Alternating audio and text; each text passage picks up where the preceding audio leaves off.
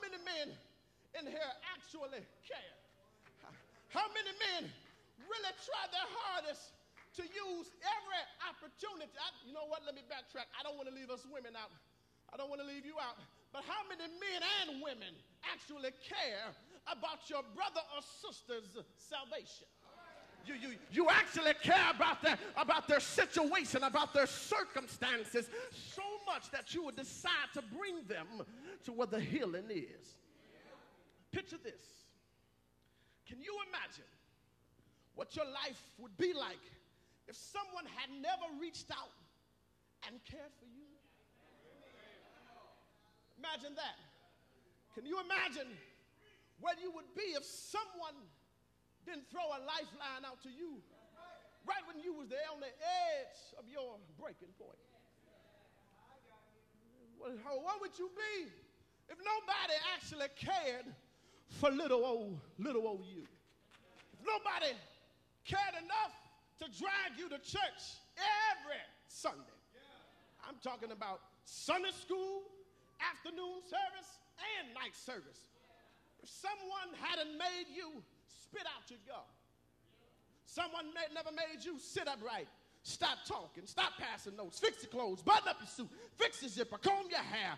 Nobody ever made you look presentable. You got to understand, I love the old days because the old days they had them deacons that had them big old hands. Y'all remember that? Them deacons had big hands, and if you was out of order, woo, baby, you was hit. Deacons, men of the church that actually cared. Men that showed the young brothers how to tie. Men that showed the young brothers how men are supposed to walk and carry themselves. How men are supposed to treat women. Men that actually cared. I know you don't like looking back at your past. I understand that. I know you're saved, you're sanctified, you're filled with the Holy Ghost, you're truly blessed, highly favored, empowered for prosperity. I understand all that. I understand. But I just wish I had about 5 just real folk in here this morning that said, look, if it had not been for the Lord that was on my side, if it had not been for the Lord looking out for me, I don't know where I would be. I want to talk to somebody that know you ain't just drop out of heaven and tuck away your wings. Anybody in here like me, you done messed up time and time again, but God has forgiven you and gave you a second chance, a third chance, a fourth chance, a fifth time after time again. I know you saved, so you don't like thinking about that kind of stuff. You don't like thinking about what you used to be. But Daddy tells me all the time, son, everybody has skeletons in their closet. He says, son, everybody is an ex-something. Everybody's an ex-liar. Somebody's an ex-cheater. Somebody's an ex-thief. Everybody has an ex before their name. But you got to understand this, that God didn't save you just for you. No. But he saved you so that you can become a blessing to somebody else that's going through what you went through. Somebody else that's hurting. Somebody else that's sinking. Somebody else that needs the Lord. The Lord can use men and women that actually care.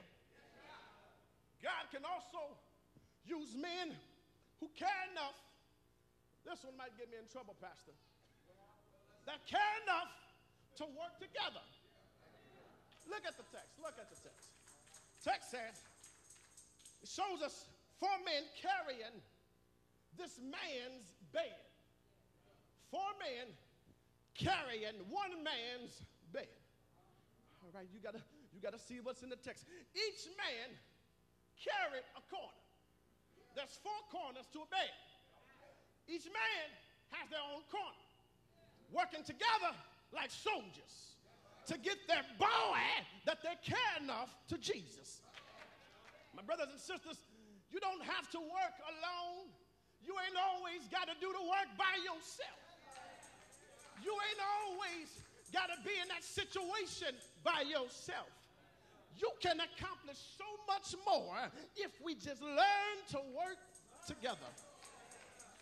Heard the old saying, many hands make light work. So we had these 4 boys carrying this one bed. So the Lord can use men who care. He can use men also who are committed. Because when they arrived to Peter's house, they saw a crowd of people. And in fact, there were so many people that it wasn't any room to get in. They couldn't get in the front door. We know black folk, we use the side door. They couldn't get in the side door. They couldn't go in the backyard and get in that door. There was so many people that they couldn't get in at all. The crowd filled the house. The house was filled beyond capacity, and all the doorways was blocked.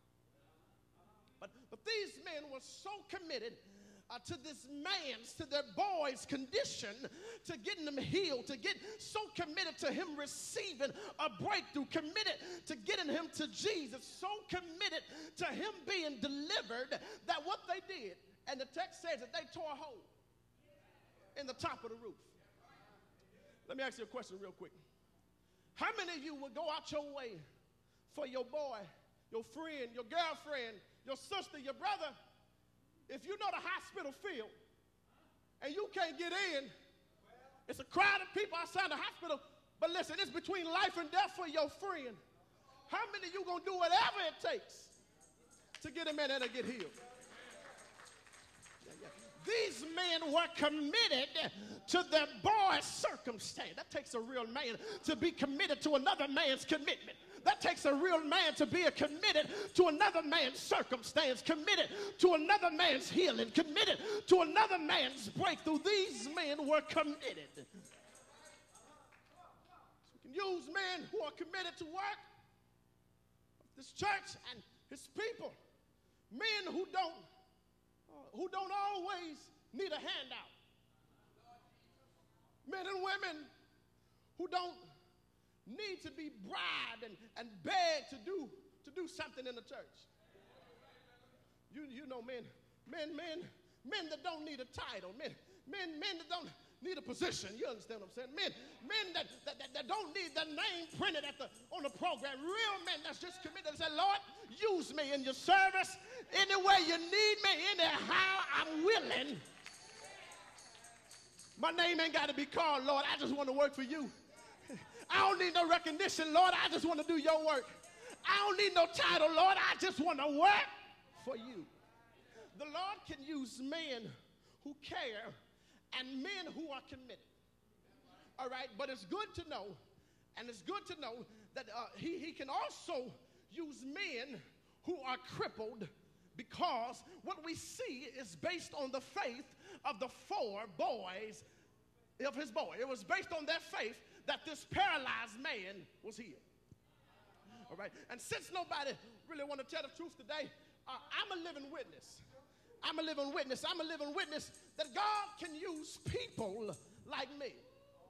Men who have been beat up, broke down, busted and disgusted, abused and used, weak and weary and wayward, hurt and helpless, walked over and walked away from, kicked to the curb, ostracized, criticized, victimized, and just like this brother, at one point or another, you've been paralyzed. But I'm glad to know that in spite of your paralyzed, crippled situation, God can still use you.